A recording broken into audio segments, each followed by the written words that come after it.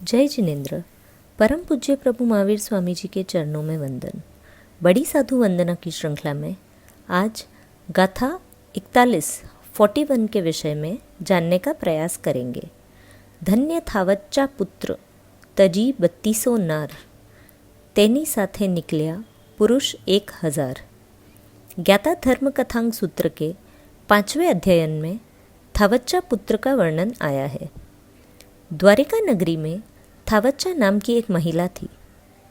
जब उसका पुत्र बहुत छोटा था तभी पति की मृत्यु हो गई, लेकिन हिम्मत रखते हुए थावच्चा ने घर, कारोबार, पुत्र सभी को एक साथ संभाला और अपनी एक पहचान बनाई।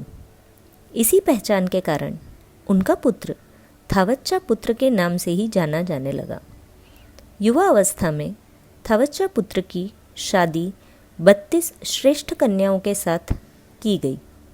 सुख वैभव से जीवन व्यतीत हो रहा था। एक दिन उसे कुछ गीत सुनाई दिए जिसमें खुशी का एहसास हो रहा था। माता से पूछने पर पता चला कि पड़ोस में बेटा होने के वजह से यह खुशियाँ मनाई जा रही है। अचानक वह मनोहर आवाज़ें बंद हो गई और रोने की आवाज़ें आने लगी। एकदम से दुख का वातावरण छा गया। माता ने थावच्चा पुत्र को बताया कि जिस पुत्र के जन्म की खुशियाँ मनाई जा रही थी उसकी मृत्यु हो गई है। यह जानकर थावच्चा पुत्र को बड़ा आश्चर्य हुआ कि जिंदगी इतनी छोटी सी भी हो सकती है। वह संसार के जन्म मरण के चक्र के बारे में विचार करने लगा। माता से पूछा कि इस चक्र को मिटाने का उपाय क्या हो सकता है।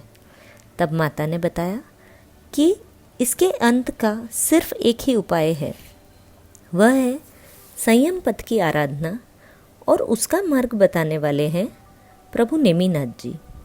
यह सुनकर थावच्चा पुत्र को प्रभु नेमिनाथ जी के पास जाने की इच्छा जाग गई। जब मन की इच्छा प्रबल हो तो पूरी हो ही जाती है। कुछ ही दिनों में प्रभु का पदार्पण द्वारिका नगरी में हुआ। सभी नगरजन वंदन दर्शन के लिए गए। थावच्चा पुत्र भी गए। प्रभु ने धर्म देशना फरमाई। सुनकर सभी अपने अपने घर लौट गए। थावच्चा पुत्र के मन में वैराग्य जाग गया। घर लौटकर माता से दीक्षा की आज्ञा मांगी। माता ने बहुत समझाया, लेकिन पुत्र के दृढ़ संकल्प के आगे हार माननी पड़ी। इसके आगे की कथा अगले ऑडियो में जानेंगे। जिन आज्ञा विरुद्ध कुछ कहने में आया हो तो हाथ जोड़कर मिच्छामि दुक्कडम। धन्यवाद।